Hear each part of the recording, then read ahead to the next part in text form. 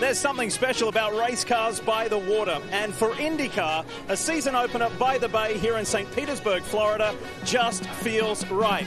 Remember, it was at this event 2 years ago that we were all made fully aware of the impact of the pandemic when this event was cancelled. Now, here we are in somewhat safer times and a feeling of normalcy with a terrific crowd and a lot of excitement that IndyCar is back.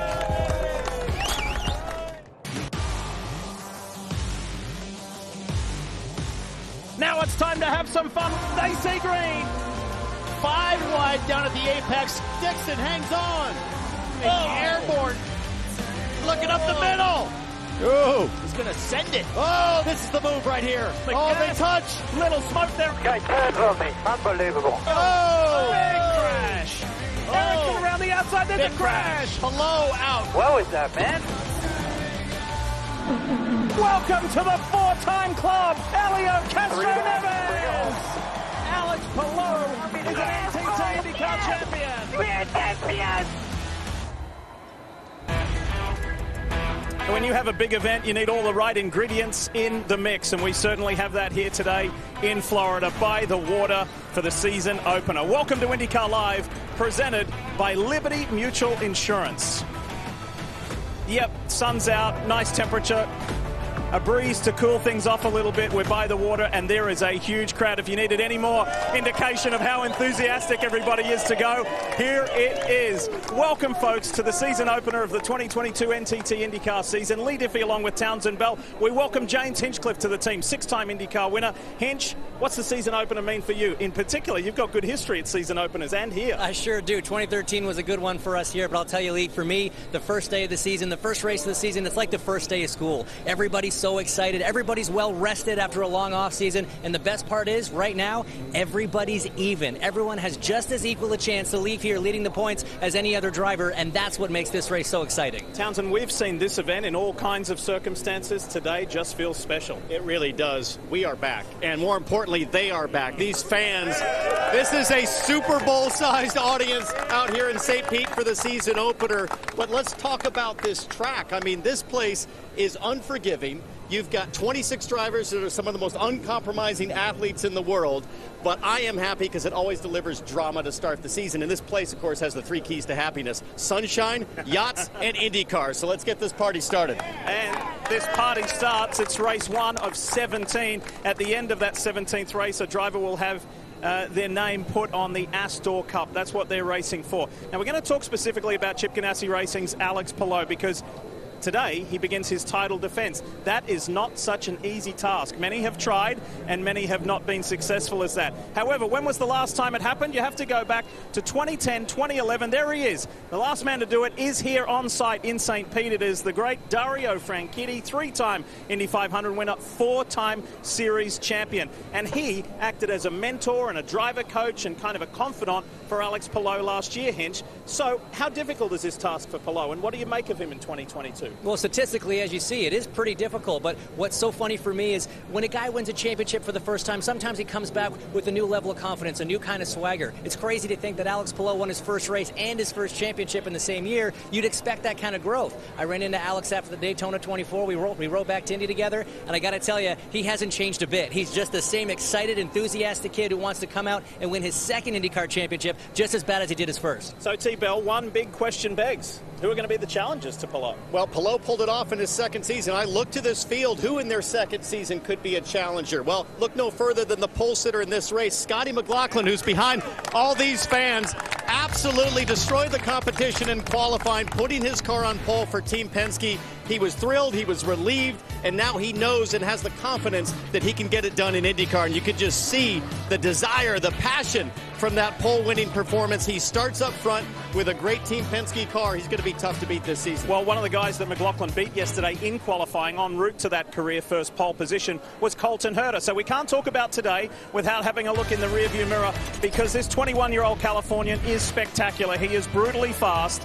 He is a 6-time winner already, and 3 of them came last year. The first in 2021 was right here, where he led 97 of the 100 laps. He had 2-time series champion and 2-time winner here in St. Pete, Joseph Newgarden, breathing down his neck. That didn't faze this cool cat from California. So, how is he this year? Is he going to be the same or even better? Well, you said cool cat, but there was instances last year, Lee, if you remember at Nashville, where he absolutely lost his cool behind the wheel. He had the fastest car, got in a tough situation in the race, got frustrated, and crashed with the dominant car. He did win the last 2 races of the season, but the question for me coming in here is, what is his temperament? I just talked to him about 30 minutes ago, and you can almost hear him, Hinch, rehearsing in his head, just finish in the top 5 and you'll be fine for the championship. He's coaching himself right now, and let's face it, you were a teammate of his just last year. What do you think his temperament's going to be? Well, look, I saw the dominant performances up close and personal. I saw how fast he is, and when he came in as a rookie, he did that one-off race at the end of his rookie light season. Not a lot of pace, made a couple rookie mistakes. His first full year, the pace came. We saw the fast laps. It was tough to close, tough to finish. Wasn't good on tires, struggled with saving fuel. Every year he gets a little bit better. Last year, still that one big mistake in Nashville, but I'm telling you, this guy is growing. He is getting faster. He is getting more complete every season. And guys, 2022 might be the year he goes after that championship. The youngest to ever win a pole position and a race in IndyCar Series history. There's a whole lot more to talk about as far as the driver group, right, Marty Snyder? Yeah, Lee, certainly one of the big storylines in 2022 is going to be Scott Dixon going for a record-tying 7th IndyCar title, but that championship effort got off to a rough start here in St. Pete. Just 20th fastest in both of the practice sessions, but Scott told me this morning we made the car better for qualifying, made it even better in warm-up this morning. Kevin Lee, Scott Dixon has never won here at St. Pete. If he can change that stat today, it'll go a long way towards that 7th title. Marty, one of the other active legends drives this car, the Verizon for Team Penske. It's Will Power, 4th on the all-time win list. He just missed pole number 64 yesterday, so he's still 4 behind the legendary Mario Andretti. Not many people have been talking about Will Power for championship coming into this season, but he feels he's legit. Changed his training regimen, fitter than ever, feels he has as good a chance as he ever has, and the last time he won here, 2014, was the year he won a championship. Now to Dave Burns. Kevin, can you fall in love with racing in just 5 minutes? Well, that's exactly what Tatiana Calderon did when her big sister Paula bought her a 5-minute ticket at a local karting track. It was then that Tatiana decided, I have to chase the speed and the adrenaline of racing for my whole life. And now she's raced around the world in Super Formula, in all kinds of cars, including prototypes and sports cars. Today, she embarks on a full-scale IndyCar effort for AJ Foyt Racing. She'll race all the road and street courses. And why is she doing it, Lee? Taking on the challenge and trying to get to the next step in her racing career. It is totally something new for Tati, and we've got something new for you folks, for every IndyCar fan. As a matter of fact, this year with the IndyCar picker that we will follow right throughout this entire season. How do those 6 rookies do in comparison to the seasoned veterans? You're watching IndyCar Live, presented by Liberty Mutual Insurance. Only pay for what you need.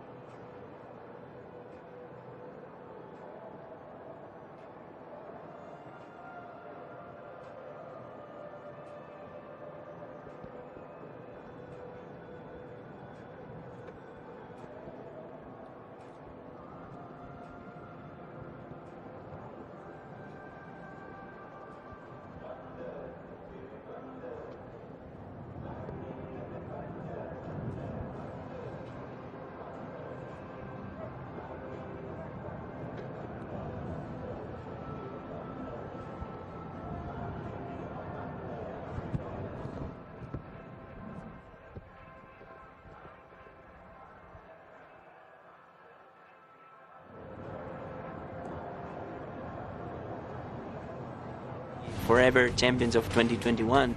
There has never been in the history of IndyCar competition a Spanish champion. Alex Palou is his name, and he is the first. In order to continue being a champion, you need to win every single year. I'm super proud to be a champion and dream completed. Let's get another one now. We'll continue working really hard throughout the season so we can still call ourselves champions. Can Alex Palou do in Season 3 what he did in Season 2? Going to be interesting to watch the season as we kick off here in St. Pete. The Winter Olympics are over, but there's still more gold to be won. The Paralympics are coming up. Coverage begins March 4th on NBC and Peacock. Speaking of Team USA, they're represented here today in St. Pete. Speed skating gold medalist Erin Jackson is in attendance. She'll be riding with Mario Andretti during the pre-race show in the Honda two-seater. Also, medal winners Brittany Bowe and Joey Mantilla also here from the speed skating team. They're hanging out. They will wave the green flag this afternoon. Certainly good to see all the Olympians here in St. Pete. Look at that crowd. I mean, it's jam-packed here on pit road. What a better way to kick off the 2022 season with IndyCar than in St. Pete in front of all these fans. Time for pre-race ceremonies. Ladies and gentlemen, at this time, we ask that you please rise and remove your hats as the MacDill Air Force Base Honor Guard presents our nation's colors.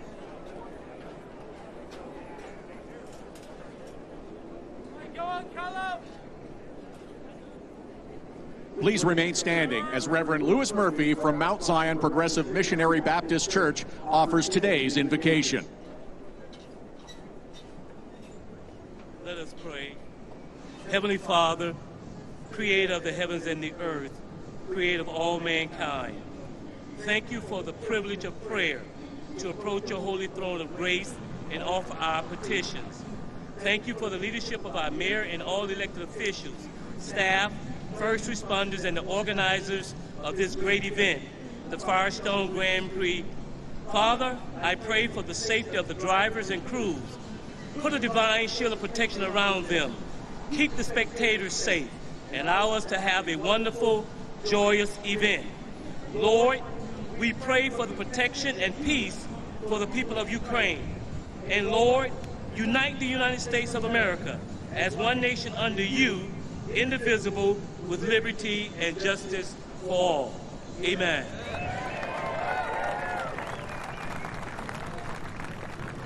Here today to honor America with the singing of our national anthem, please welcome the Vox Nova Chamber Choir from Pinellas County Center for the Arts at Jonathan C. Gibbs High School.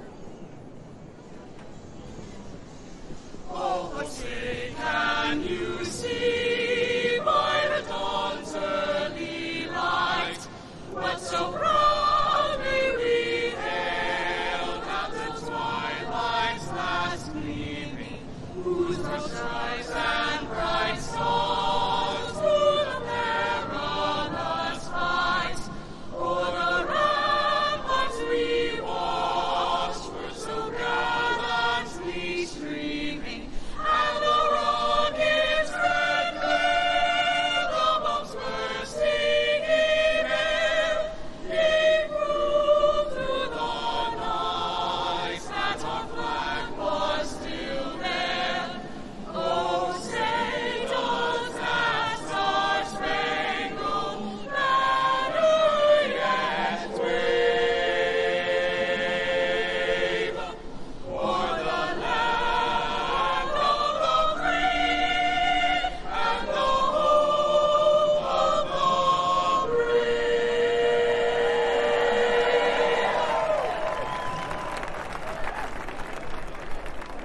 Sunny skies, mid-70s, 26 Indy cars on the grid. Sounds like the perfect formula to kick off the season. You're watching IndyCar Live, brought to you by Liberty Mutual Insurance. Only pay for what you need.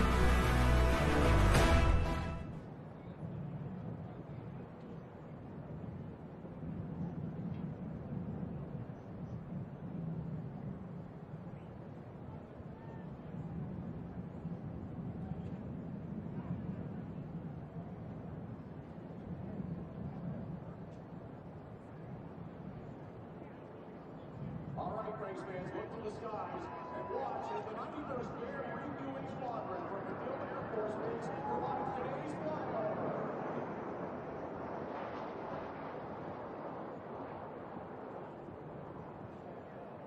Attention on the grid. Your attention on the grid, please. At this time, we ask all drivers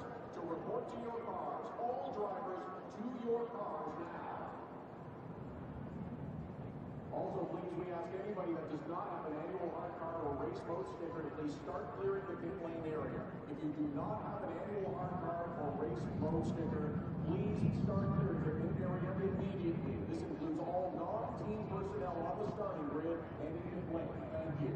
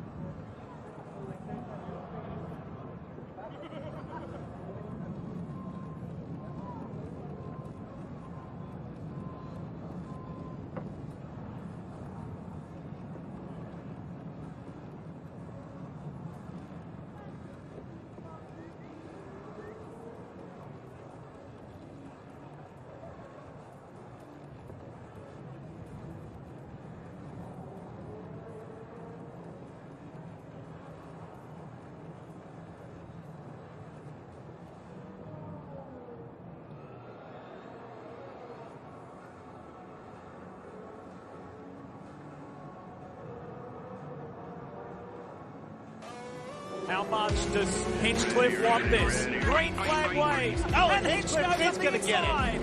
Wow, Elio made a mistake at turn one. Hinchcliffe is the new race leader. He's been on the podium twice before, but the mayor of Hinchtown is now an IndyCar Series winner. We did every veteran thing we needed today. You know, this one I'm throwing out to Dan. It's his hometown. This is his car. And knowing that my face is going to be in that memorial, that's really special.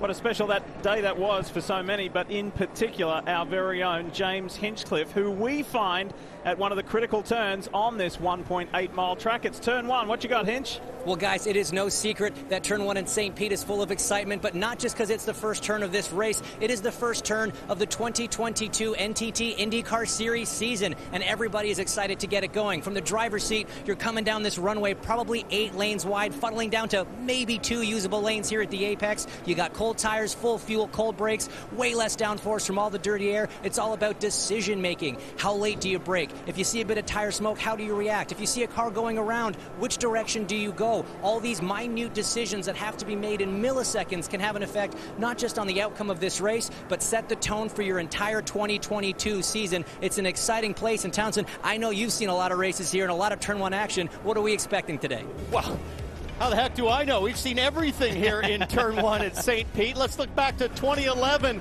and Marco Andretti sending it up the inside, gets hit from behind. He goes for a wild ride up and over. Turtles his IndyCar in turn one.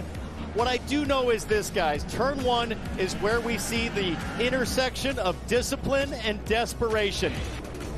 The desperation comes from poor qualifying performances with a lot of top cars that are starting way further back than they wanted to. The discipline comes from guys up front with the championship mentality. We're about to find out what happens when those two initiatives meet. There's going to be a need to be somewhat disciplined for Elio Castro Neves, the 4-time Indy 500 winner. He starts from 17th today, and we'll have more on Spider-Man when we come back.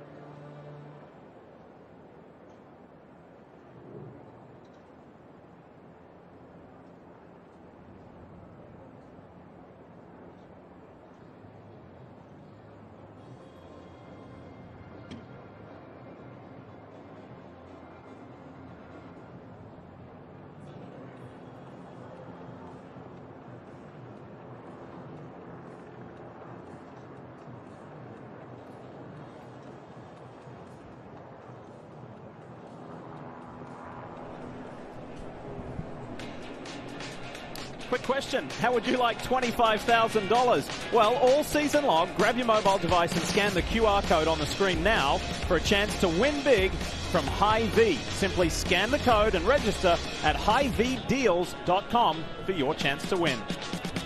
Sounds pretty good, doesn't it? And that's going to be all season long by simply scanning that code. As we welcome you back to the streets of St. Petersburg, Florida, it is the Firestone Grand Prix of St. Pete, round 1 of 17 races this year. And full-time in IndyCar again is Helio Castro-Neves, the Brazilian, forever young at 46 towns, and he can't do anything wrong at the moment. Wins his 4th Indy 500 last May, just last month wins his 2nd consecutive Rolex 24 at Daytona. He might be in the sweetest spot of his career in his mid-40s. Oh, it is all serendipity for Helio Castro-Neves. I had dinner with him the other night, and if I had to characterize his mentality, it is totally focused on winning. All of that is in his frame of mind right now. I think he's looking in front of him. 16 cars in front of him. He starts 17th. I think he looks at them as just young pretenders, Hinch. They're just young punks. He's a 4-time Indy 500 champ. He sure is, and someone that's in the 2nd season of IndyCar racing, switching teams, switching numbers, switching sponsors, is Romain Grosjean. He's had a bit of an up-and-down weekend so far. P1 in first practice to set the tone, but then an incident in second practice meant he wasn't able to try his Firestone Reds before qualifying, but still made it into the Firestone Fast 6, looking for a strong first race here for Andretti Autosport. Can't look at that car without thinking about Captain America, Ryan Hunter-Reay, who was in that car for so long. RHR, we say hi to you and the family. And at the same time, we wish Romain Grosjean all the best. He's had a little bit of a checkered weekend. We'll detail that more throughout the course of today's 100-lap, 180-mile race. Time to go trackside, though, for the command. Let's get things going. Race fans here in St. Petersburg and watching around the world, it's time for those most famous words in motorsports. Here to give the command, please welcome the Mayor of St. Petersburg, Kenneth T. Welch. Drivers, start your engines!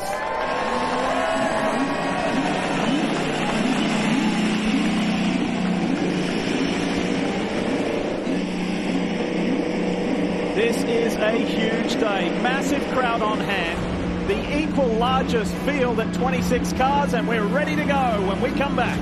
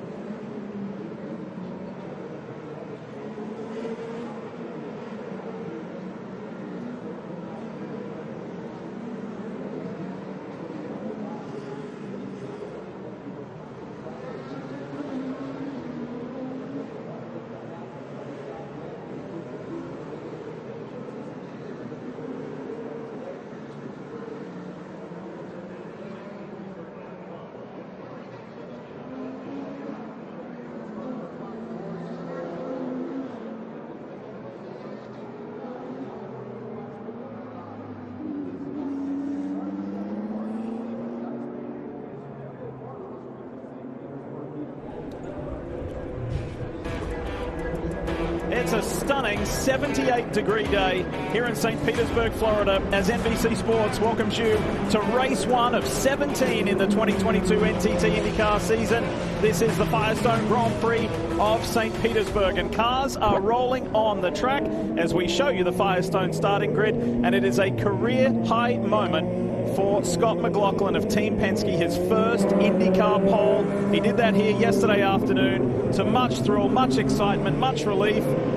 And it is a big moment to lead this field of 26 alongside his teammate to green. Let's check in with the guys one last time. We kick it off with Marty Snyder. The other Team Penske driver is Joseph Newgarden, a two-time St. Pete winner who qualified 9th and said car just didn't feel right to him yesterday in qualifying. So after qualifying, they changed everything from the engine back in this two machine. The result, Kevin, they were fastest in morning warm-up. Marty, there are two 21-year-old veteran race winners on row 2, Colton Herta and Rinus VeeKay, who was 5th at the midpoint in the championship last year, then a broken collarbone, and they never found the pace, averaging 21st to finish the season. Full reset, the pace is back. He called a shot yesterday, said we'll be in the Fast 6. He starts 4th and is thinking, Dave, about a win. Kevin, interfered with in qualifying. 7-time NASCAR champion Jimmie Johnson will start last today, but the big news for his 2022 season is he's racing all of the races, including for the first time in an IndyCar on the ovals. That will mean that on May 29th,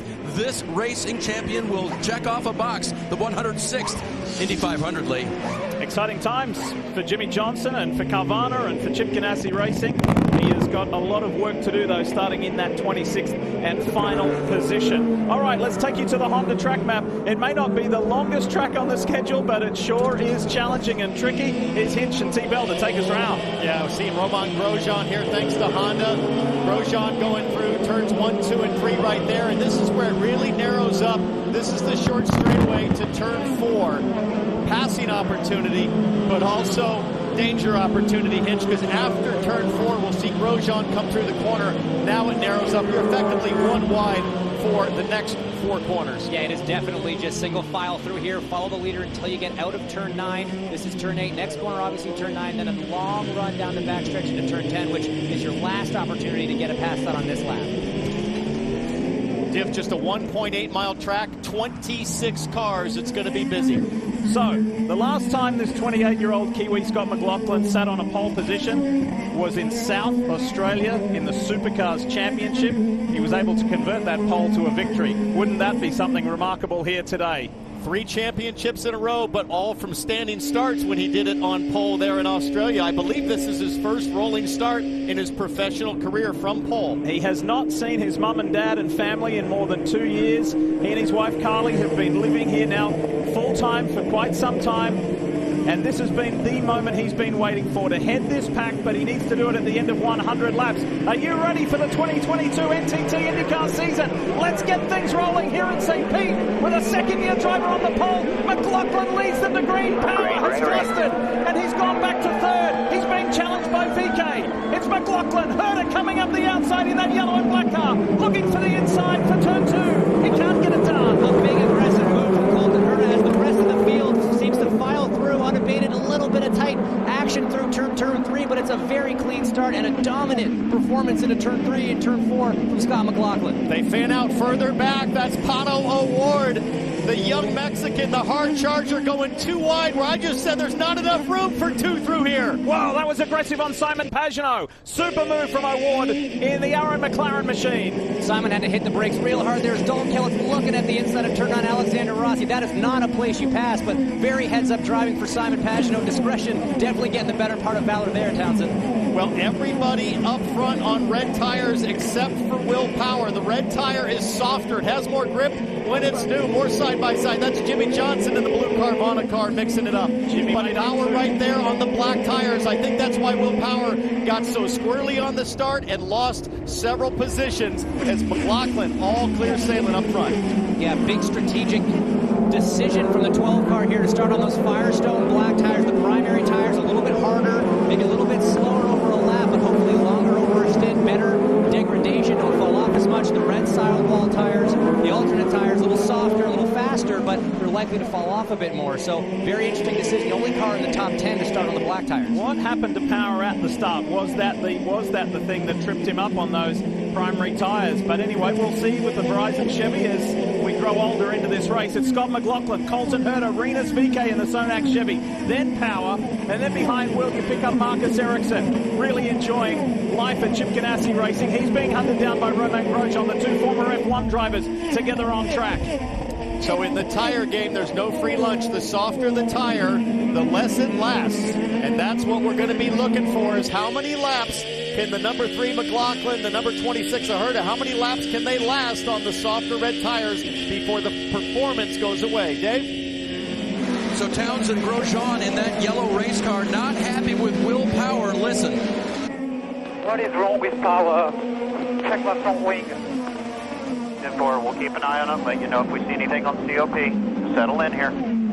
Little damage to him there. We'll look at that at the first stop. He also requested that maybe he gets a position back. So far, nothing from IndyCar on that. Remember, Will Power on those Firestone Blacks trying to protect the position. Grosjean is on the Reds. What's important to remember, guys, is a little bit of contact in these race cars has a big effect. These are very fragile, obviously purpose-built race cars. Those front wings made of carbon fiber, they're very delicate. So even a small little kiss with another car can have a huge effect on the handling, the downforce, everything on these very, very delicate Indy cars. Romain Grosjean, the Swiss-born Frenchman, who now resides full-time in the United States. Let's take you back to the start and have a look on the outside. Power, slow to get going. Yeah, it looks like maybe he just got some wheel spin on that paint. You see the paint from the runway does not have as much grip as the normal asphalt does. We see Grosjean on the inside of Power. That's where the touch is. That's where the contact is.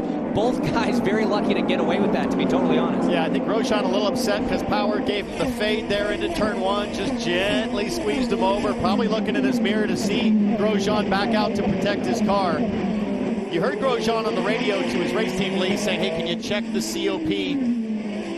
That's the center of pressure. So the engineers will know on their laptops on pit lane with the live telemetry coming off the cars whether or not they see less relative front downforce on the front of the car than when he started the race. That's one way to check to see if there's any damage. Luckily, though, I see no damage to Grosjean, no damage to Power. And I think Power, mission accomplished, survived the first lap on the harder compound tires, can settle into pace, James, and try to make it work. Let's hear from Marty on pit lane. Hey, Townsend, you guys are talking about Power. He is the only car in the top 11 on those primary tires. Everybody else on those alternate reds. So, yes, Firestone for all the street courses in 2022, bringing a softer red tires. That produces quicker lap time. It also means that tire goes away very quickly. For years, St. Pete has been a two-stop race.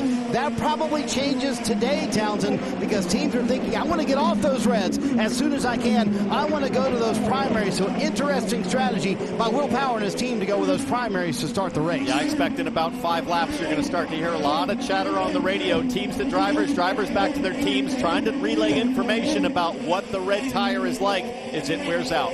Predicted to be a 2-stop race. We'll see how that pans out. Hinch, when you won, it was a 3-stopper, but that was with an additional 10 laps. This race has been trimmed to 100 laps for several years now. And it's still one of the longest street course races on the calendar. It rarely goes under 2 hours. It's very physical, very hot here in Florida. This, as the first race of the season, drivers aren't quite acclimated back to racing. We're not what we call race fit. You know, you work out all winter rather, but there's certain things you just can't replicate in the gym. So to have a long, physical, bumpy, hot, humid street course race to start the season off, it is always one of the biggest physical challenges for these drivers. The pilot of the Dex Imaging Chevy, Scott McLaughlin, he led 5 laps at Portland in his rookie season. He's already led 5 here.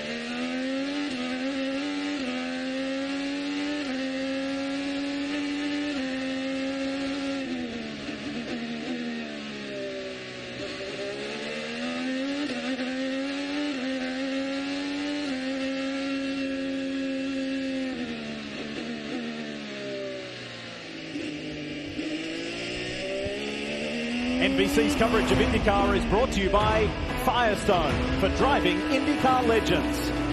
Honda, an official vehicle of the NTT IndyCar Series. United Rentals, official equipment rental services partner of IndyCar and Rahal Letterman Lanigan Racing. And by Hy-Vee, our friends and sponsor of the number 45 car, HyVeeDeals.com. Pit stops are happening. Here's Dave Burns. They are indeed, Lee, and these are some of the drivers who did not have good qualifying efforts starting near the back of the pack. Jack Harvey has already been on and off of pit road.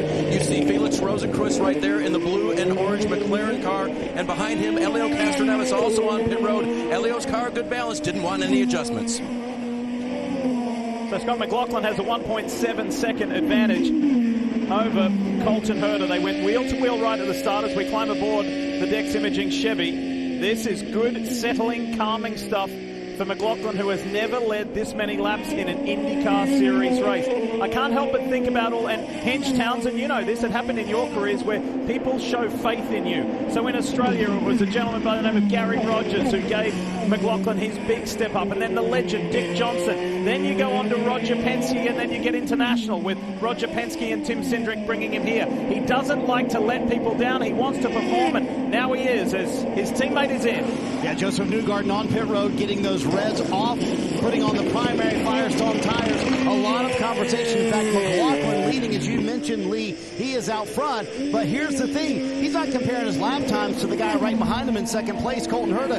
He's comparing his lap times to his teammate Will Power, who's back and forth, the only one with those primary tires in the top 10 right now. That's going to be interesting. Right now is when that transition will happen, Hitch, and those primaries should be a lot quicker than the reds. It's really interesting to see how this is developing, and I think Scott McLaughlin's doing a great job. He's keeping a nice gap to Colton Herta, probably not pushing too hard, trying to take care of those red sidewall tires, because right now, like you said, it's all race against Will Power on those primaries. And that Newgarden pit stop tells me Team Penske is going to split the strategy. He's got one on a three-stopper with Newgarden at least. McLaughlin, for now, looks to be staying out, potentially on the two-stopper along with Will Power. Kevin? First IndyCar pit stop for Kyle Kirkwood, the winningest driver ever in the road to Indy, and that famous A.J. Foyt racing number 14. And what helps him is he does have pit stop experience in sports cars. He's back out. 23-year-old from across the state in Jupiter, Florida. This guy is mature beyond his years. He's just 23, but he has taken this first IndyCar weekend well and truly in his stride. Made it through to the fast 12 in qualifying yesterday. That's where he started. Nothing seems to faze this kid. You shared the Lexus sports car program with him, with Vassar Sullivan. What are your impressions? Oh, fantastic young driver, fiercely committed to the mission. He's all about winning. He's laser focused on the goal to make his career a winning one and a long-term one in IndyCar. He's got a great opportunity with A.J. Foyt. He told me the other day, hey, this is about the most relaxed I've ever been. I said, how's that possible? You're a rookie in IndyCar. He said, because every year in the junior series, I had to win to advance. My entire future was on the line. I feel like I've got a little bit of breathing room right now. And Marty, so far, he's breathing smooth and driving fast. Seeing some more drivers come down pit road on the three-stop strategy, including six-time champ Scott Dixon, going to take those alternate Firestones off, put the primaries on. A lot of teams, Kevin, saying, you know, the fronts are going to hang in, the rears are absolutely gone on those alternate tires. You saw Simon Pagenaud come in. I took a good look at that front wing, as I'm sure the team did, after some concern early on. No change with the front wing. Pagenaud back out.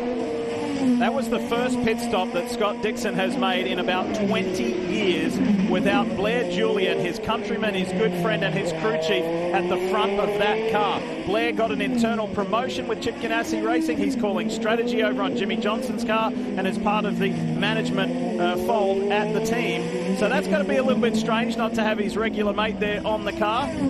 But sometimes change is good, sometimes it works, sometimes it doesn't, but that has been a long-standing relationship, and now that's one of the off-season tweaks, and it's happened in many teams, I have to say, Hinch. It certainly has. There's been changes up and down pit lane between engineers, strategists, crew chiefs, like you said, but this is a very, very capable and competent group. Let's go down to the pits. Pato O'Ward from 16th to 8th with some dramatic moves there on the first couple of laps, getting those primary Firestone tires on. He said he was holding on to it there at the end. Interestingly, McLaughlin has said on the radio a few times, I feel like our pace is okay so far. He is hanging in the arrow on board there with Pato O'Ward leaving pit road.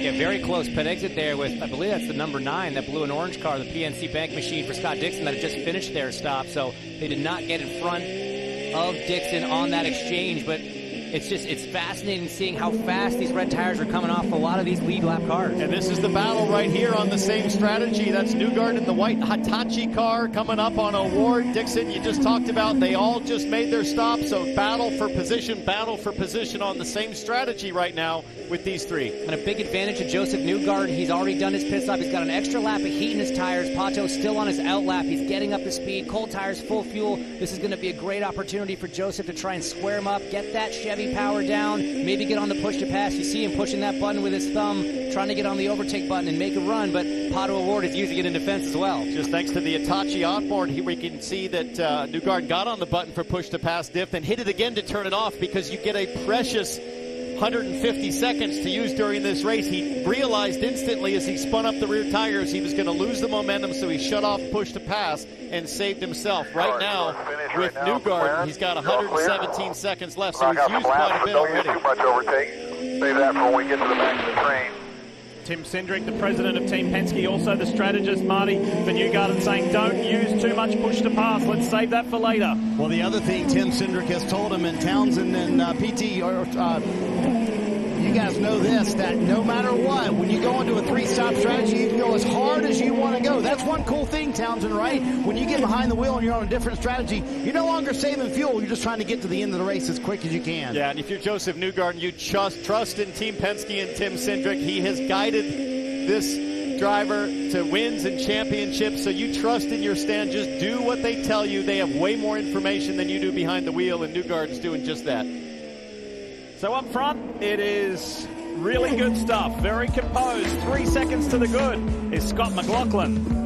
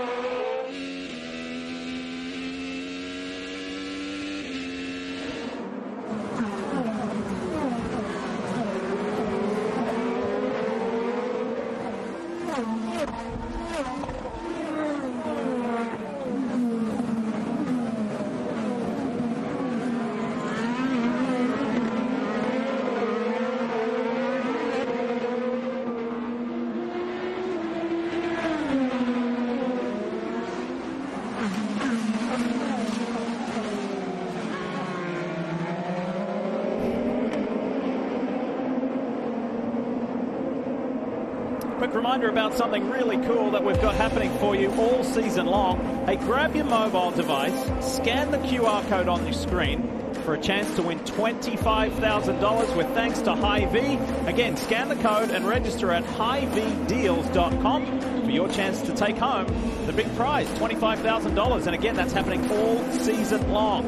As we welcome you back to St. Petersburg, Florida, Lee Diffie, Townsend Bell, James Hinchcliffe, Kevin Lee, as Marcus Ericsson looks for a move on Rinus VeeKay, gets it done in the Husky Honda for Chip Ganassi Racing. The Swedish driver is on the move, and here comes Grosjean. Grosjean on VeeKay. Guys, side by side through that chicane, through the 11-12. That doesn't work. That does not happen. Very, very aggressive move from Romain Grosjean, but a brilliant overtake from Marcus Ericsson. He got up to 5th from a starting place of 8th on that first lap, and this CGR car, this red and white Husky chocolate machine, is just on fire as Grosjean tries again down the inside into 1. Nice clean pass from Grosjean, but here comes VeeKay looking back to the outside. Decides to back out. Now Palou is thinking about going too wide with VeeKay. Palou in that blue NTT car. And Rahal, here comes Graham Rahal. Look at the 15, the white and blue car. Let's climb aboard. Squeezes VeeKay out of the scene. We talked about when will the red tires fall off. I think in the case of Rinus VeeKay, we're seeing that moment right now. His pace is absolutely disappearing. He is in big trouble as you see the back of that 21 car sliding around. I promise you, part of what's happening right now is when Romain Grosjean tried to make that move through the chicane. That chicane is a one-lane piece of racetrack, which means the marbles, the little bits of rubber that come off the tire, are all over every inch that's not that one piece of racing.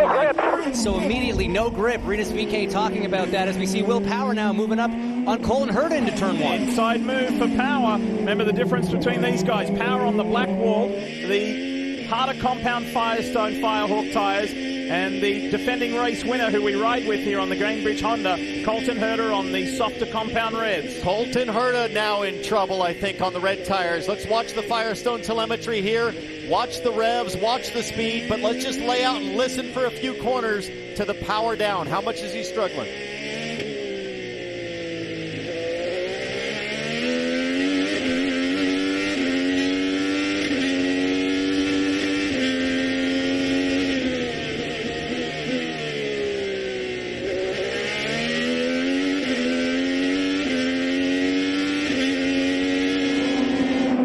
Look at this. Pato Award in the mix as he dives up the inside of rookie David Malukas. In the background is Joseph Newgarden. Let's climb aboard the Hitachi Chevy. Young driver with Malukas, rookie. Got a two-time champion all over you. The rookies on those red tires also falling apart at this phase of the stint. Newgarden's on fresh black tires, but he's got to get by. It's not that easy. And you saw it again from this beautiful onboard. Joseph waited a little bit, went to the overtake in about third gear, ran it for kind of the pull of third, maybe a bit of fourth, and then took it off, just using precious few seconds there to try to get that little bit of a run, get a little bit closer as Malukas, gets on the brakes a little late, and he's going to get that pass done. Kevin. Rinus VeeKay has been begging for new tires for the last few laps. No grip. They wanted at least one more lap. They had to bail out. He said, I'm coming now. Marty? Kevin, here is the transition. You're watching Joseph Newgarden and those guys who are on the three-stop strategy try to make their way through the field. That's what everyone else on the two-stop strategy is paying attention to.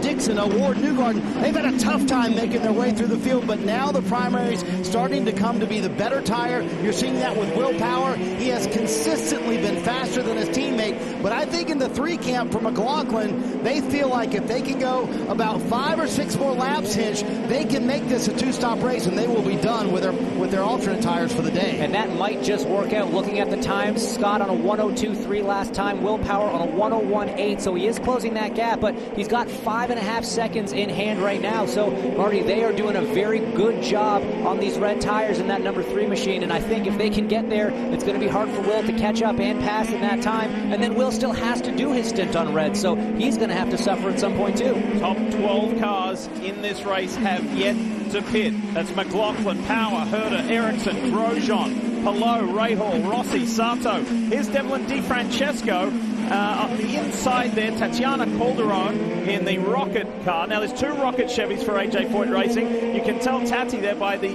top of her aero screen is white, whereas Kirkwood's is black. Here's Dalton Kellett in that turquoise and black. These two are teammates. AJ Foyt teammates, and Calderon puts it on the high side. and holds the position. That was good. Nearly cost another position to Dalton Kellett there, as I believe that's Elio Castro-Neves right behind him. And Jack Harvey in the Hy-Vee Honda, the all black and red car. Then Rinus VeeKay coming out after running up front for so long. Had that frustration when the tires went away. This is Harvey. So think about this.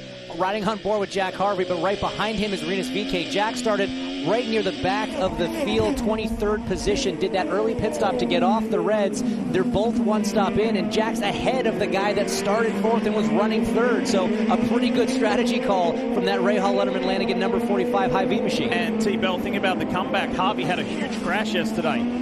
They need a big repair. Kellett back on Calderon. Calderon with the over-under. So teammates they might be, but absolutely no teamwork here. It is every driver for themselves, and now Harvey's looking to pounce on the back of Dalton Kellett. And again, these drivers getting offline. You can see the marbles alongside the wall there, and that's in a straight line. So through some of these corners, offline is so dirty. So Kellett, having gone wide in turn one, is definitely battling some dirty tires right now, trying to keep those two cars behind him as Rinus VeeKay is all over the back of Jack Harvey. Now watching the lap times lead, McLaughlin, 3.5 seconds now, the gap to Power. It was 6 seconds just 4 laps ago, so we're starting to see the pace fall off for McLaughlin big time. Will Power is 1 second a lap faster, and there's about 3 or 4 laps, Marty, we think, until they pit.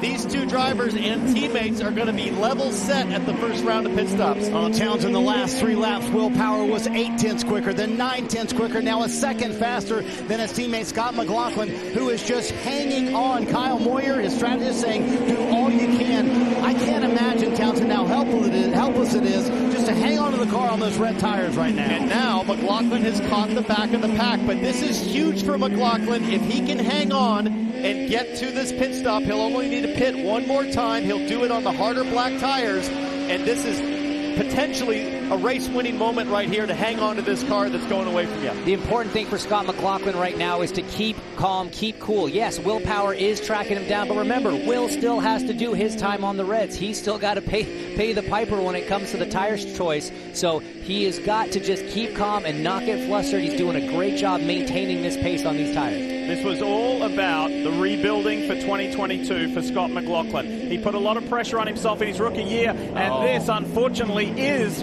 one of the 6 rookies this year, David Malukas, in the Dale Coyne Racing with HMD Honda. That is his race done. We're in turn 4. See what happened here. I'm guessing he's off in the marbles. James, you just talked about the excessive marble buildup, that spent rubber. Malukas got high in that chicane, that fast chicane. Not sure how he got high, but as soon as he did, lost all tractions. The exact same crash we saw from Alexander Rossi here. I think that was last year. Hey, and who was behind him? Alexander Rossi. He was watching. He saw history repeating right in front of his very own eyes. Yeah, I don't think Alex, probably a bit of a flashback, a bit of painful memories there. So, the Firestone Grand Prix of St. Pete under its first full course yellow. We'll be back.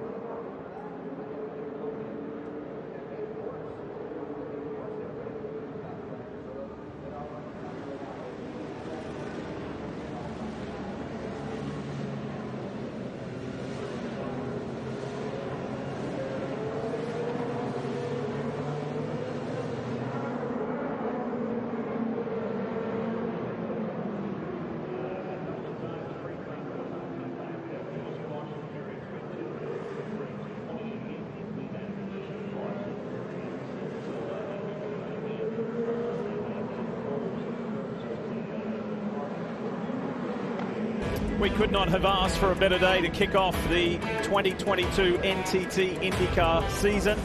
And we want to thank our friends at Geico for these wonderful aerial images. High above Tampa Bay, the St. Pete Marina, Albert Whitted Airport, which of course now, for the 19th time, plays the role of a racetrack. And leading this field at the moment, behind the wheel of the Honda pace car, is our good friend, an IndyCar driver, Oriol Servia. It's the official pace car of the Grand Prix of St. Pete. It is the 2022 Honda Civic Type R. Look at that, look out. Pit lane is going to get busy. Our guys are there. We kick it off with Dave Burns. Romain Grosjean's Honda wants to come to pit road now. He's a new driver of the DHL Honda. Red and yellows for Andretti Autosport. They were going to go a few more laps in this, but they'll switch now to the blacks, Kevin. The yellow did not help Will Power. They wanted to go to lap 36 on the primaries. They thought about staying out, but had to come in this time. Marty. Kevin, this is really going to flip the script on strategies. He's got McLaughlin and his teammate Will Power leaving pit road there. Alex Blow at the front end of pit road. McLaughlin does win the race of those who stop, but it does flip the script because all of those teams, Lee, that were planning the three-stop strategy, they all stayed on the racetrack. The two-stoppers coming now. All right, let's see how this plays out. Pretty interesting there between the teammates. That was nice and close. How about Marcus Ericsson and Graham Rahal getting contact on pit lane? They were elbows out, shoulder to shoulder, in fact, contact. Well, this guy knows how to win here. When he won years ago for Newman Haas, Graham Rahal, he became the youngest to win in IndyCar. He's been since overtaken by Colton Herta for that record and that statistic. But have a look at this. Watch the white and red Honda. Oh, squeezes Rahal in between Grosjean Poor and Grosjean. the wall. Grosjean's just up against the concrete going, come on, man. That wing's taking a beating so far as they're right on board with Graham Rahal coming out of the pits to see Marcus Ericsson there. Contact just sandwiched between the two, nowhere to go. But IndyCar does frown upon contact in pit lane. It'll be interesting to see how that one plays out because it's not normally three cars. As much as these cars are delicate, they can also be robust. Yeah. So if you hit in the right place, correct, it's kind of no harm, no foul. That is true. Now, Lee, I was going to ask you, how tough is Grosjean's car this whole weekend? Yeah. Well, it wasn't that tough yesterday when he had a massive collision with Takuma Sato. He went right into the back of Takuma and lifted the Dale Coyne driver up, and now Sato's right behind him. It was an awkward incident, but nobody was seriously injured.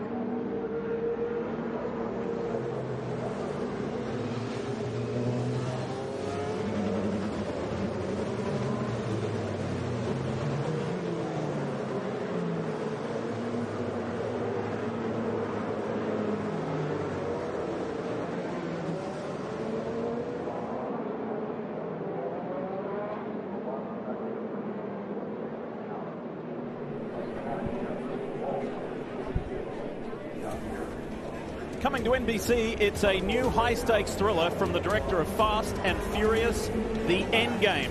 Mondays on NBC and next day on Peacock. Beautiful place to have a race, isn't it? And look at this crowd. Kevin Savary and Kim Green, the promoters, they told us days ago that they could be looking at the biggest crowd they've ever had here at St. Pete. What a way to come back. Remember, this event was cancelled 2 years ago. We were all here. We were all sent home. That's when we were just starting to feel the full force and gravity of the global pandemic. But it is so great to see so many people here. When you make your way around the paddock area, whatever, it takes a little extra time to get to where you're going because there's so many fans here, and it's a wonderful way. It's a feel-good factor to start this 2022 NTT IndyCar season. The GMR track facts on your screen, and you see that one for the driver who came from the position most far back, Sebastian Bourdais, the 4-time IndyCar Series champion, who just, by the way, happens to call St. Petersburg home. He is here in the role of mentoring and helping in any way he can the very talented rookie Kyle Kirkwood. That's pretty cool. He didn't need to be here. He's not officially working for Foyt, but he thought, if I can help a young guy out, that's pretty cool, isn't it? It is awesome. He's gone from watching behind the timing stand to in the timing stand for practice, James, and now he's got a laptop. Bourdais is bringing all the expertise. Headset on, laptop in front, and giving a talented young American all the advice a 4-time champion can.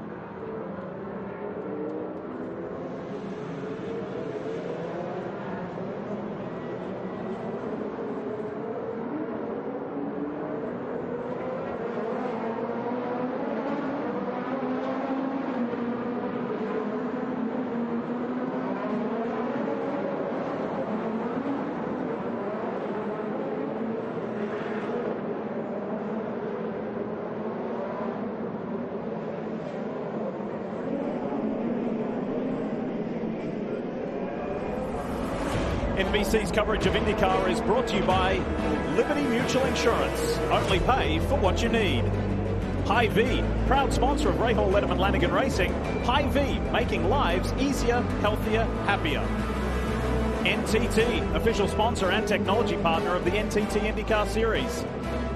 And by Firestone, for driving IndyCar legends.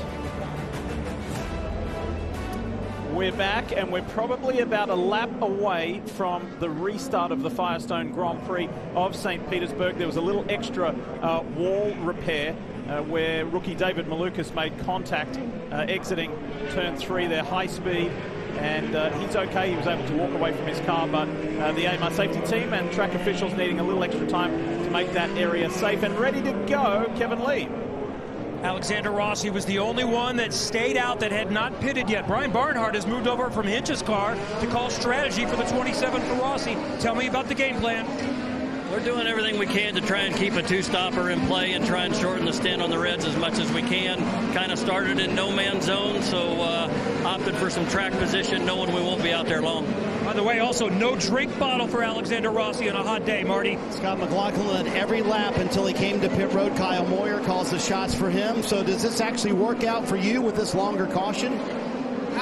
Yeah, it helps for sure. I mean, you know, the Chevy does pretty good on fuel mileage, so yeah, it just makes our window a little bit nicer and a little bit more comfortable, but we could have made it either way. But, you know, the Dex car is really good. Scotty's really, really good, so, you know, got a little people in front of us, but they all got to stop twice, so everything's working to plan right now. I think Will's our biggest threat, but that's okay. I'll take a teammate as a big threat any day. There you go. And Diffie told me, I'm so proud of the drive from McLaughlin so far in this race. Just been so impressive behind the wheel of that 3 car. Well, it's calm, right? And that's what he said he wanted to be, because there was a little dip last year. By his own words, he said, you know, not that I doubted myself, or second guessing, but I just wasn't myself. That self-belief is back for a 3-time Supercars champion from Australia's Supercars Series, and he is ready to be an IndyCar race winner. Will it be today? Well, this has certainly been his best drive, even better than when he podiumed in Texas. We are ready to go. There is a massive crowd on hand here at St. Pete for the Firestone Grand Prix, and that enormous crowd is ready to see racing with Alexander Rossi at the head of the field. Sees that green first, that's Dixon, then Alex Palou, then Joseph Newgarden, then Simon Pagenaud. Look at Rita's VK locking up there in the black and white Sonax car. Treacherous conditions here at St. Pete on a restart, because you can pick up so much spent rubber on your tires when they're hot, and you've got to burn them back off. But Rossi holds position. We know he'll have to pit soon, though. Yeah, Rossi's running around with less fuel than anyone else, and you see some side-by-side action with Will Power and Alex Palou into turn 4. Will going to hang it out? No. Cuts back in front of Rahal there, but you've got Alex Rossi in the lead. Very little fuel left in that car. He's a lot lighter, but his tires are older than the group behind him that pitted about 10 laps ago, rather. So a couple different strategies, obviously, and then the new tires further back in the field. Sketchy here for Will Power and Scott McLaughlin, the 2 dominant cars so far. They're just trying to survive these next several laps until the cars on a 3-stop strategy have to pit. And remember, Townsend, Scott McLaughlin hasn't done a single lap in traffic yet. He's had a clean run the entire time, so this is going to be a bit different for him. For 26 laps, he led and had that clear track. Now he's trying to get past Honkos Hollinger driver Callum Ilott. So you see him there on the dotted line down the runway here at Albert Whitted Airport. McLaughlin searching and hunting and couldn't quite get by. He's feeling that pressure from the series champion Alex Palou behind, then his Penske teammate Will Power. And for Callum Ilott, the young rookie driver, he's got incentive to hang on, because he went 19 laps on the first stint. By virtue of how long that yellow was, there's a chance that he could hang on and make it with just one more stop. Marty, what do you know about the 3? Well, so here's the advantage. We talked earlier about the 3-stoppers. You can go as hard as you want as soon as you leave pit road. But for Scott McLaughlin, he's on that 2-stop strategy. So hence, they still have to save a little bit of fuel. They're much closer to the number after that long caution, but also make lap time. How do you do that behind the wheel? Well, that was always my favorite thing when an engineer would come on the radio and say, hey, we need you to conserve tires, save fuel, but let's pick up the pace. It's like, guys, you can't have it all. As Grosjean maybe tries that move through the chicane again, thinks better of it, but it is a very, very tough thing to do. The good thing for Scott McLaughlin, a little bit of oversteer for Romain Grosjean there, but the good thing for Scott McLaughlin, Townsend, is being in traffic, you use less fuel naturally. It's a lot easier to save when you're running in a line than when you're pushing for ultimate lap time out front. Graham Rahal able to hold off McLaughlin again. You saw Graham Rahal getting checked up somewhere. Colton Herta got by. Herta got by, so he's next up on Will Power. So that's made life a little bit easier on the 3 of Scott McLaughlin. He's still got Palou there, and Herta is applying the pressure to the Verizon Chevy of Will Power. Right now, those red tires on the number 12 Verizon car should still be a little better than Colton Herta's primary black sidewall tires, but we've seen that advantage disappears pretty quickly. So if Colton can just hang in there and stay with him, he's going to be able to get by him very quickly here. Top 11 cars will all have to come in an extra time before you get to Scott McLaughlin in 12th place. Just a little ahead of these guys here. Racing lap 36 of 100 in the Firestone Grand Prix of St. Pete. And it's frantic right now. Just remember, Power, the only one to start on the harder tire. He has to run this stint, so he's the only one in that top 10 group that is on the red tire right now, and what's not working in Power's favor is track temperature. It will continue to climb over the next hour of this race and make it more and more difficult on the Reds. And one thing we didn't really touch on through that pit cycle is Alex Palou jumped up several spots. He's running 13th right now, but only one behind Scott McLaughlin, one in front of Will Power and Colton Herta, so he effectively is second now on that strategy. So a brilliant job from the number 10 crew in that first round of pit stops to get some track position. Very important for Alex Palou. Been a decent day too for the two Arrow McLaren SP Chevys. Qualifying didn't quite go their way for Pato O'Ward and Felix Rosenquist, but they've made good progress at the moment. However, they're in that group where they're going to have to stop an extra time. They're in that top 11 at the moment. And Power looks to be in trouble to me. I'm starting to see a queue forming behind Will Power. There's Colton Herta, the first in line. They are anxious to get by. If Power's going to make it on one more stop, Marty, he's going to have to hang on to his Verizon car for like 30 more laps. Just creates such an interesting dynamic, doesn't it, Townsend, with these guys on red tires? And you see Alexander Rossi coming down pit road, Kevin, for his first stop of the day. They were hoping to get another lap or so, but they'll come in here to be safe. But the yellow still worked in the game plan. The plan on the primaries, go as long as you can. This should be a short stint on the alternates. Rossi has said the car is really good on primaries. It was not good on the red softer tires. That's why he qualified further back. So Scott Dixon inherits the lead of this Firestone Grand Prix, the driver who's finished second 4 times here on the streets of St. Pete. There's his teammate, defending series champion Alex Palou in the NTT data, the bright blue number 10. There it is. He was asked, hey, why don't you run the number 1? And he said, well, the 10 goes back to my childhood as Herta on the inside of Power. That's turn 10, one of the trickiest turns on the track, and Power gave that to him. And the problem for Power now is the moment you see Power get past, if you're Graham Rahal, all the other drivers get big eyes and they think of myself, okay, he's in trouble. I got to make it work now. I got to hang on to the back of Colton Herta. Here comes Graham Rahal with a run down the front straight. You can see he's on the overtake. The green light's flashing. Waits to the last minute to pull out all the way to the inside for Graham Rahal. Not a lot of grip there. Will Power's able to hold on the outside with Romain Grosjean now on the gearbox of that number 15 car. In the background, the bright blue Carvana Honda with Jimmy Johnson looking on Takuma Sato. They're at the top of the frame if you picture right there. So it is busy, it is frantic, and we're not even halfway through this Firestone Grand Prix of St. Pete, the season opener. And we'll go non-stop, you won't miss a thing.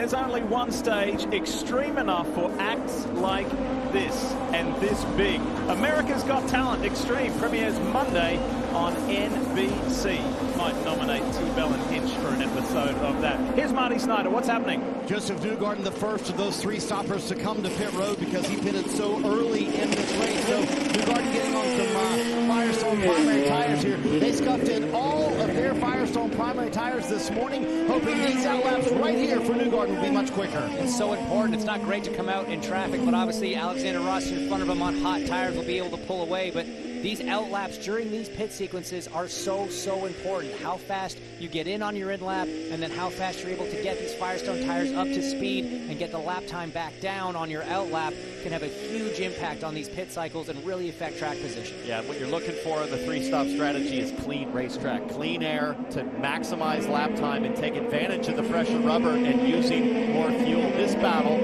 between Power and Ray Hall is fierce. So Pagenaud and Rosenquist have dived for pit lane. Let's go there. Rosenquist is on pit road for Arrow McLaren SP. He'll get on more primary tires. This car has been good all weekend with the exception of one moment. That was qualifying, Kevin. Here's Simon Pagenaud, a new place for him this year with Meyer Shank Racing. Primaries to primary this time. He loved his time at Team Penske, never would question anything they would do, but he's really relishing leading the engineering charge back with his team now. Well, I think what he just achieved too, Kev, straight up with Meyer Shank Racing winning the Rolex 24 at Daytona with his now full-time IndyCar teammate Helio Castro-Neves. Really enjoying the change and the new environments, the new surrounds. So, and they'll form quite the good team they already have. The 2 veterans, 2 Indy 500 champions, of course Simon with his IndyCar championship, Helio with his IMSA WeatherTech Sports Car championship.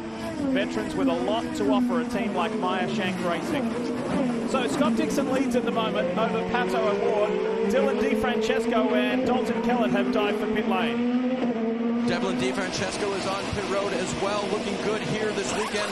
Car owned by Julia Steinbrenner, grandson of George Steinbrenner, and doing her job now out front where people can see her marketing as well as getting to know the racing side of this program.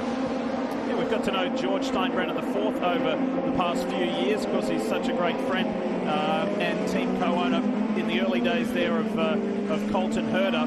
And now Julia, his sister, is in the mix. So spoke to her earlier this weekend. Good to see her trackside, and she's loving her time with the organization. This young man, who is Canadian-born but lives in Miami, Devlin DeFrancesco, you may remember him from Indy Lights Racing. He has taken to IndyCar very effectively. He's enjoying his time. You've had a little bit to do with him, Hinch, and so far, so good. So far, so really good. I don't think Devlin had the season he wanted in Indy Lights, but he said that car didn't really suit his style. As soon as he stepped up into the IndyCar for his first test, he said, this car is way more suited to me, and quite frankly, it shows. In practice, he was hovering around the top 10. Made a little mistake in qualifying, was kind of kicking himself about it, but I told him, hey, look, man, this has been a great weekend. Just keep making only small mistakes. You've had no major issues, and right now this number 29 is looking very solid for a rookie effort. So Scott Dixon leads in the PNC Bank Honda for Chip Ganassi Racing. He's got a 3.5-second lead over Aaron McLaren SP's Pato O'Ward. That's what it looks like there as Dixon goes into turn 10. But he needs to stop again. So too does O'Ward. So too does VK Ilott before you get to the guy who heads a large group all on the same strategy. That is Scott McLaughlin, fellow Kiwi of this man. And unless you had a ridiculous number of yellows, Dixon's going to need to stop 2 more times. I expect we'll see Dixon maybe around lap 51 having to come to pit lane. Nobody's better at saving fuel, though, than Dixon. They will stretch that certainly as far as they can. Marty, what can you tell us? Dixon thinking about 3 or 4 more laps because before he comes to pit road, Townsend. Meanwhile, McLaughlin, who we were just riding on board with a moment ago, his strategist Kyle Moyer trying to keep his driver focused, saying the strategy is working our way. Listen. It needs to be held below like this. Yeah, okay, that's perfect. Right now, you're the leader on our strategy with a 20-second lead. And when he says a 20-second lead, what he means is the 2 stoppers, they feel like will have a 20-second lead over the teams making 3 stops, encouraging his driver, keeping him in the game. He's done a terrific job. Danny, bring it home for the win. Team very confident about the strategy, though. I don't know about the 20-second lead there, James. I'm not sure. Been misleading. I'm looking at who pitted last as you see the Firestone telemetry. But there you see McLaughlin and then Herta back there, Power, all those drivers pitted on lap 27. So they should be on the same strategy with one more stop to go. Most importantly is what I heard from McLaughlin, who said, I can hold Palou off no problem at this pace. He sounded very comfortable for sure. And another driver that's on this strategy we haven't really talked much about, who's made some moves, is Christian Lundgaard, the rookie in the number 30 for Rahal Letterman Lanigan Racing. We saw when we were side by side in commercial there, him go around the outside of Romain Grosjean and take that position into turn one. He's on a great result right now. Think about this for McLaughlin on this best as we look at Lundgaard there in the Shield Lenses Honda.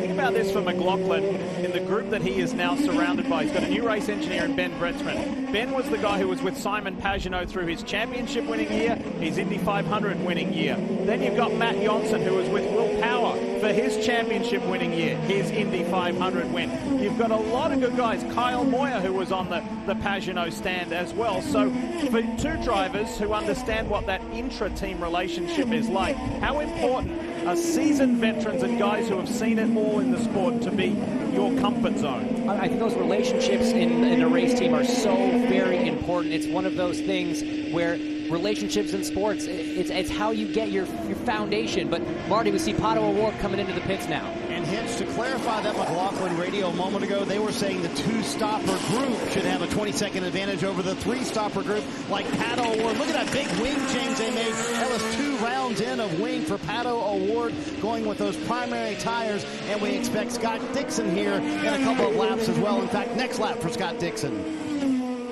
So for Pato O'Ward now, it's going to be all over the overtake button, trying to get as fast in that lap as he possibly can, get up to speed, because he knows he's racing Scott Dixon at this point. Yeah, I bet some of these teams are a little surprised how well McLaughlin was able to hang on to that first stint of reds. It really doesn't seem like the three-stop strategy is on today.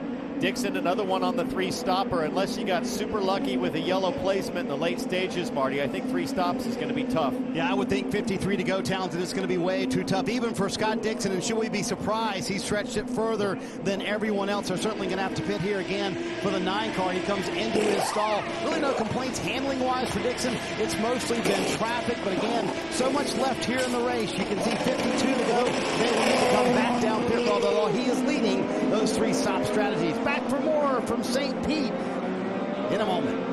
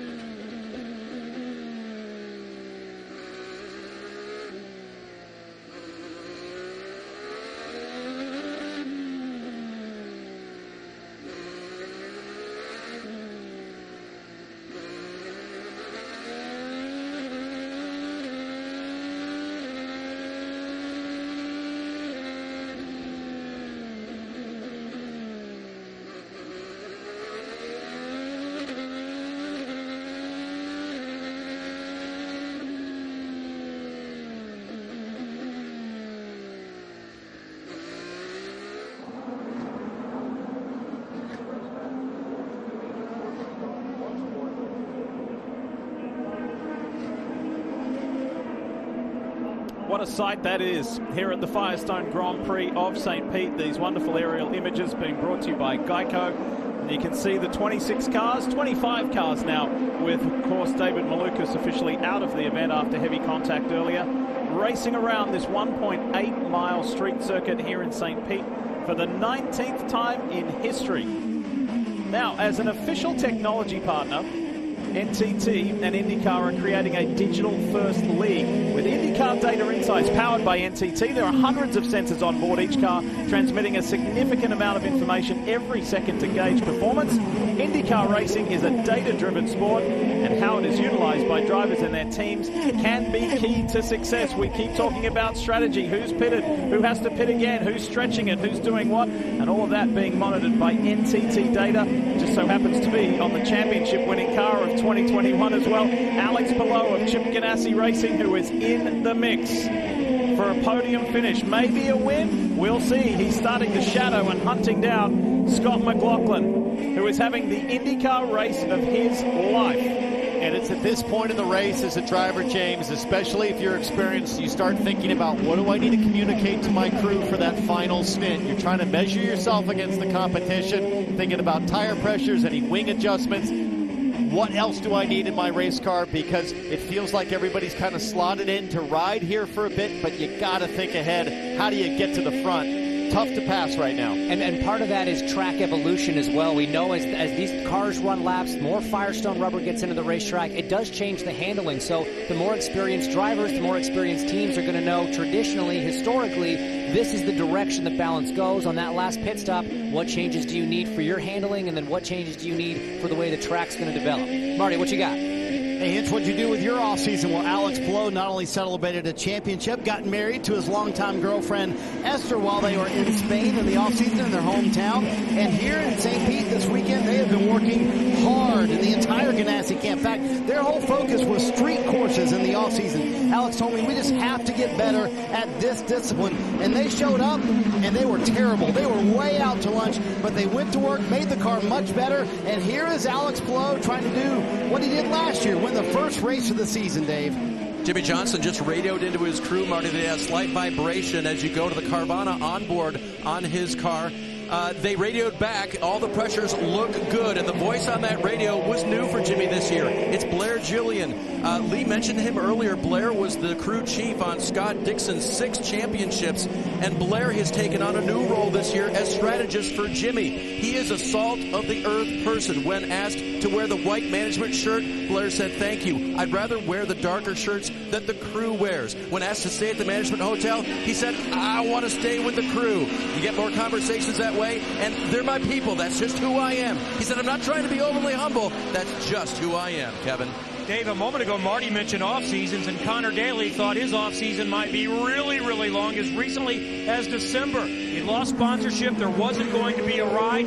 He was in Vegas for his 30th birthday party when he got a call and said, "Hey, can you meet with somebody in Vegas?" I happen to be here. And BitNile, a cryptocurrency, came together, and not only to continue, but to run the full season and replace his boss, Ed Carpenter, in the 20 car. Ed will do the Indy 500, and he confirmed to me today he will race in a third team car at Texas Motor Speedway in 3 weeks. Hinch, why do I feel like you might have been in Vegas at the club and brokered that deal for Connor Daly? I wish I was part of that commission. I was invited to that party, but I did not make it.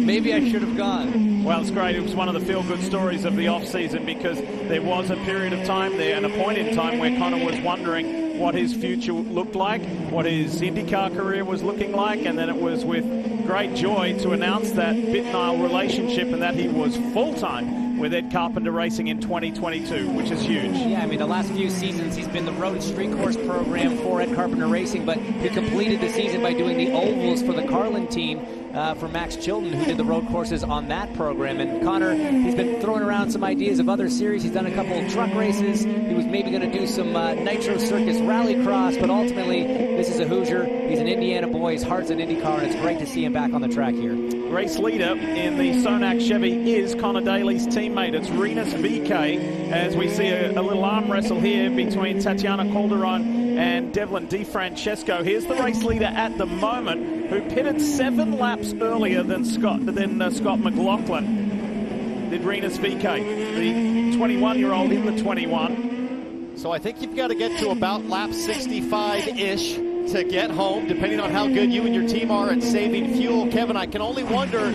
is there any chance that VeeKay can hold on for 8 more laps? Is any chance they have enough fuel? I just checked in and said, are you coming in the next 2-3 laps? No. What about 6? Maybe. I think that's going to be tough to get all the way to 8. I know this. Alexander Rossi's target lap is 65 that you just talked about, and he has more fuel on board than Rinus VeeKay, so I don't see it happening for VeeKay. Well, but check this out. That's under green conditions. Yeah. So if VeeKay does have to pit a little on the early side, they get a yellow. He's sitting pretty to make it to the end. Townsend, the second place running car of Callum Ilott. His team has just laid out their Firestone Reds, so he will be coming, though it's been a great run for that rookie. There's Marcus Ericsson, the red and white car, the Husky chocolate car. He was penalized earlier for the unsafe release. We saw that incident between himself and Graham Rahal and Romain Grosjean, and this number 8 car was in the mix early in this race, so that has hurt Marcus Ericsson. Yeah, really unfortunate for Marcus. He was having a great run as we see Patrick O'Ward coming up the inside of Jimmy Johnson there into turn 10. Textbook move. Johnson struggling, a bit of a train of cars behind him, but no, it's a really unfortunate break for Marcus Ericsson. The whole Chip Ganassi Racing squad really did not unload off the trailer. Very good in practice. They made it a little better for practice too. Better still for qualifying, but they are really coming together with this race, leading one strategy and second in the other. So the Hornquist Hollinger car of Ilott has pitted. That just leaves VeeKay out in front of Scott McLaughlin.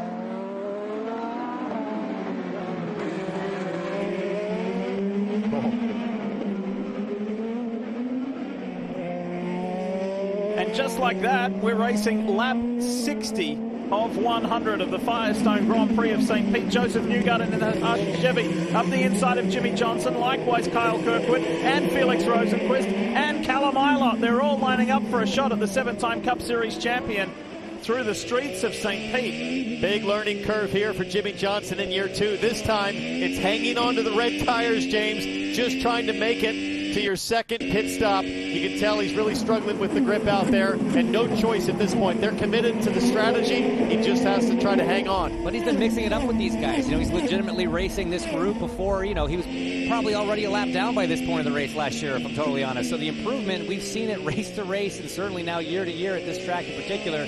So it is a bit of a slog right now for Jimmy trying to hang on to these reds, but overall a huge improvement over last year.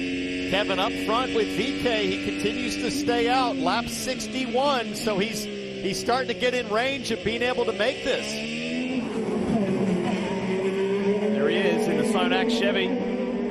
So VK, then Scott McLaughlin, Alex Palou, Colton Herta, then Will Power. Let's go to Dave Burns. Update on Dalton Kellett, who was having a good weekend. What's happened, Dave? He sure has. The Canadian raised some eyebrows in qualifying when he nearly made it to the second round, but just fell short. Recently called in ECU problems on that car. Came to pit road. They diagnosed some gearbox issues on the 4, and he's had to fall way back in the queue. They're putting to get back up. I don't believe he's heading back out. And his best ever qualifying started 14th in this 26-car field in the K-Line Insulators Chevrolet for AJ Foyt Racing. All right, there's 7 laps difference in terms of when they pitted between these first 2 cars. It would be a miracle if VK could hold on. We'll see. You guys told me in the break, no chance, but that was a long yellow for the wall repair, and it might just be the ultimate gift to Rinus VK. Working lap 62.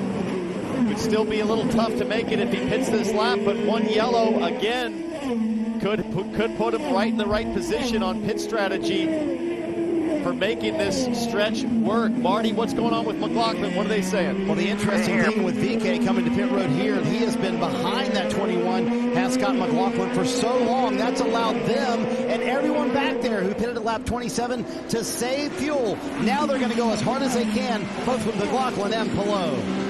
I know you were rooting for it to happen, Towns, but not going to be able to make it the rest of the way. Rinus VK is going to have to come in, and they're in the window if they get a big yellow, but no way they can make it home on green. It's Speedway fuel and primary Firestones for Rinus VK. Alexander Rossi in about 3 more laps, and I don't know if he can make it the rest of the way without a yellow, too. Wait a second, Ken. We're talking Grand Prix of St. Pete. Anything's possible here. It's surrounded by concrete walls. I like Rinus VK just put the rest of the field in the danger zone. If a yellow comes now, it's his race to lose. Look, that's neither here nor there. What I want to talk about right now is the lack of yellows here at St. Pete. Statistically, one of the highest volume of yellow laps. We've had just the 1. This has been an incredible run. We still have 24 of the 26 cars running. It's always a race of attrition as well. So St. Pete is kind of really stepping outside its own comfort zone. So that's the broadcaster's curse. You're doubling down on the VK strategy. Yellow maybe going to come here. Just 1 caution for 8 laps. That was unfortunately for one of the 6 rookies, David Malukas in the Dale Coyne Racing with HMD Honda, who crashed out. Here is one of the contenders. It's the defending race winner, the Gainbridge Honda of Colton Herta, Marty. Just 1 lap later than VK. I don't know, maybe we shouldn't count out Rinus VK and making it all the way because Colton Herta feels like he can make it all the way. He was telling his dad, Brian Herta, his strategist, the car just gets worse and worse and worse the longer we run. Primary tires going on, so 37 laps to go. I think Townsend, there's a lot of drivers thinking we're going to stretch this fuel to the end. Well, there's no way Colton Herta just pitted if they aren't confident he can make it. The pace he's had, the experience they have, winning races. And guess what? Colton Herta just came out behind Rinus VK, I believe. All right, so what do you do if you're Scott McLaughlin or Alex Palou? Do you gamble or do you follow and cover yourself? What do you do? Well, Colton himself said that his car was falling off as the run continued. I don't think that's happening with Palou. And as we see, McLaughlin's jumped into the pits. Marty, are you down there? There's the answer. One lap of a little insurance here for Scott McLaughlin going a little bit further. As soon as VK pulled off the racetrack onto pit road, they told McLaughlin, go as hard as you can, so he got 2 extra laps. He has plus 1 lap on Colton Herta, who was sitting in 3rd on this strategy. McLaughlin has driven a terrific race. Now the question, can he pull off the win? Well, he's going to have at least 1 less lap than Alex Palou. It looks like Palou's been learning from Scott Dixon. Watch the blend here. Where's VK? Where's Herta? Looks like McLaughlin safely away. He's down in turn 4, and there comes VK at speed. Behind Alexander Rossi. So there's space and a car between them before, and then you get back further back, another car back. It's Colton Herta right there. So the overcut is always very useful here at St. Pete. That's when you can go 1 lap longer on fuel, use those hot tires to do a quick lap while the other car's coming out of the pits going slower on cold tires. That's the overcut. It's been very successful. As we see, Alex Palou now has dived into the pits. He went 1 lap longer, and that is going to put him in a great position to try to leapfrog the number 3. This is it. We're going to watch this stop, and then we're going to watch the blend. Where is McLaughlin in relation to the defending series champion? Here's Palou's final stop, or what should be. That was a terrific point by Hinch, kind of taking a page from his teammate Scott Dixon. Alex Palou making go 1 lap longer than everybody else. The fresh Firestone tires on Speedway fuel to make it to the end. Let's watch the blend, Dave. Romain Grosjean will also be watching the blend. He came down pit road. They said, we're going to run you to empty. They got there. They had enough to get to pit road. And now the Swiss-born Frenchman will rejoin the race in the yellow Honda. There it is. Look how close it is. Palou was unable to leapfrog Scott McLaughlin. McLaughlin's got a lap warmer tires. The 3 has the advantage. Wow, that is a key moment right there. Huge sigh of relief for McLaughlin and the number 3 Team Penske team. But Palou has really improved his car through this weekend. He seems to get stronger in the race. If he can get to McLaughlin and be in that draft, he might be able to make a move. What was so good about Palou's championship run last year is, yes, he did have 3 wins, but it was all the seconds, the fifths, the sixths that he collected that really got him in that position. And so it's incredible to see if he can just hang on to this second place, it could be great. Kevin Lee. Will power makes the fuel last a lap longer. Will that help him get to the finish? And he's got the primaries, the tire for Firestone to last a little bit longer. Rossi, by the way, came in just a moment ago, but there are too many others on a similar strategy, so power is still in play. By the way, seeing Will Power launch there, one thing you will no longer see as he blends back into this mix of the front runners, you will no longer see team personnel giving a big shove with the rear wing of the car. That's no longer allowed. IndyCar wants the team members to be more alert, more responsible with the equipment. They don't want them focused on rushing to the back of the car and giving it a big shove out of the pit box. So it's McLaughlin, it's Palou, and Power is in the mix there. But VK got around Power as he came out of the pits. Colton Herta still stuck behind. Looks like one of the Shank cars there. Can't tell which one. I think it's Pagenaud. I think it's Pagenaud. Pagenaud still has to make his last pit stop. His last stop was on lap 42. All right, guys, let's remind ourselves about what the weekend big picture looked like for Alex Palou, the series champion. This was earlier this weekend, and it underscores what a team sport this is. This happened to Alex. Oh, it was ugly. It was head-on. He clipped the inside wall, ricocheted into the outside wall. That car needed extensive repair. Fortunately, the Spaniard was uninjured, and the Ganassi crew went to work. That's what his car looked like, and now he's in contention to perhaps win the Firestone Grand Prix of St. Pete. Awesome effort, Marty. Awesome effort by the 10 team. Here comes Joseph Newgarden, 2-time St. Pete winner. Does not look like it will be a third today. They tried to play the strategy of the 3-stop race. The most early of those 3-stoppers to come in. He was able to make this stint go pretty long here for Newgarden. We'll see where he cycles out with primary Firestone tires. So that leaves Scott Dixon and Pato O'Ward in first and second, however, with a stop still to come for both those drivers. I love that what we've seen a lot of today is teams splitting strategies. Team Penske did it. Ganassi's done it. They had Dixon covering on the 3-stop, Palou on the 2-stop. It's a very intelligent way to go racing from his team standpoint as we watch Newgarden here try to get up to speed in that Hitachi Penske Chevrolet. Here's some overtake here. 50 cars in. Of any of the front runners, McLaughlin has the most push to pass left. Dixon's not in bad shape, but he's got to stop one more time.